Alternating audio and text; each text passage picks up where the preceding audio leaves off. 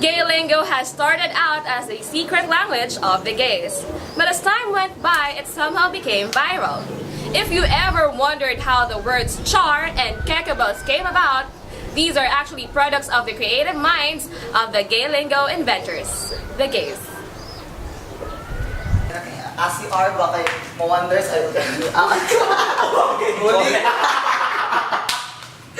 ang huli kay Akash ka. O ka kay Bernardo.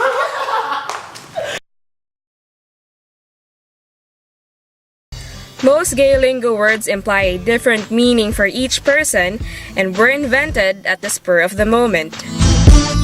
If you do not have the wit to understand these expressions, then you might be left with your jaw open while listening to the group speaking this language. Ang huli kay Akash ka. O ka kay Bernardo. Who would have thought that Backstreet Boys is no longer a boy band for the gays, but a cute guy who might be lingering somewhere behind you or your friend's back? Century tuna is food no more, but a statement which tells you that a person has been waiting for you for so long. Julanis Morissette and Reina Elena are not found in the figure of a famous singer or a part of a Santa Cruzan parade, but rather, they solely stand as a replacement for the word rain. But not only that, there are a lot more of these words that are of great use to them.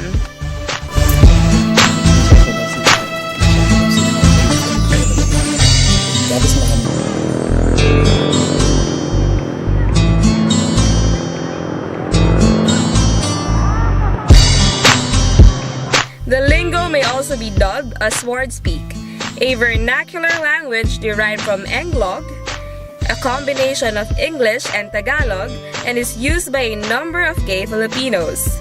It uses elements from Tagalog, English, and Spanish, as well as celebrities' names and signature brands, giving them new meanings in the context of this unique language. Kiba na ang mga FBL karena siya sa dulos. Correct. Mga akach ka mga wonders. Jaros gambawat ya. Correct. Emerging from the 7 continents of the earth where the civilization started. Behold the creation and witness the beauty of her majestic flora. Well, ladies and gentlemen, standing in front of you is the epitome of a true Filipina beauty blended with poise and personality. This is Miss Ashley Page, 18, all the way from the city of gentle people, home of motorcycles, to Magallanes City. Think. Nang nagsabog ang Panginoon ng kagandahan, isa ako sa nabiyayaan.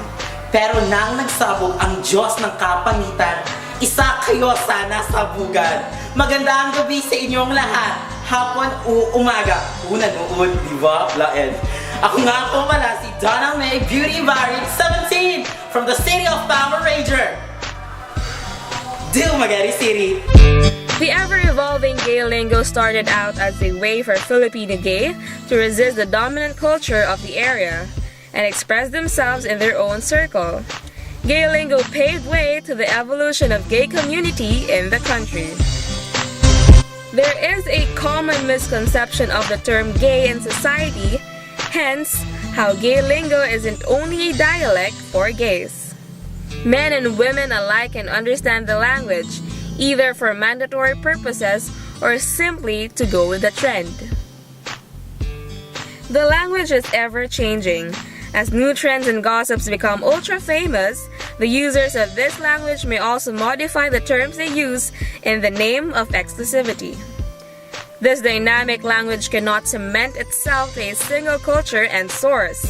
Thus, your wit is your key towards catching up with whatever mix and match the gay lingo may extend to. Muna that is a question now kung sa may identity, kung identity sa usa ka tawo, kung gagamit ka gay lingo. Mura ba something is lost, but as I said, something is also added. Sa atong community karon, sa atong society karon, may judgmental kaayo, or we're suffering discrimination within the LGBT community pagani, especially the gay community. kung when you use gay lingo, stereotype ka as being gay. So, how about men nga mogamit o gay lingo? Sometimes they're stereotyped and identified to be gay, which is not entirely true. Mo nang somehow na po yung negative impact ang gay lingo. For example, first rule is we will pertain one person, one thing, or one incident to another action na mahimo. It's the first rule, like wala kag alik bobik for balik, wala kag Tom Jones for gutom. Philippine settings or Philippine setup sa gay lingo, natay kaguling nga rule nga like the first word starts with B, or the first word, the word, not the first letter of the word starts with B or SH or J, depende, like uyab is tuyab, wana ka o bayot, shoyot. So basically na yung mga rule po nga kuan po dato ang letter, pero this rule applies in the general aspect sa Pilipinas. Kay The language itself isn't only limited for gay use only. As it developed and broadened over time, more and more people, girls and boys alike, have been speaking the language.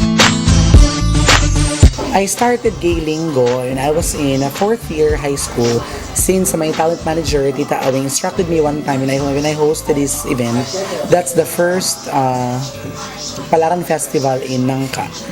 He instructed me one time, Juyot sing, kuat yung mga trophy sing sa backstage show. Gay lingo were just used because of private matter.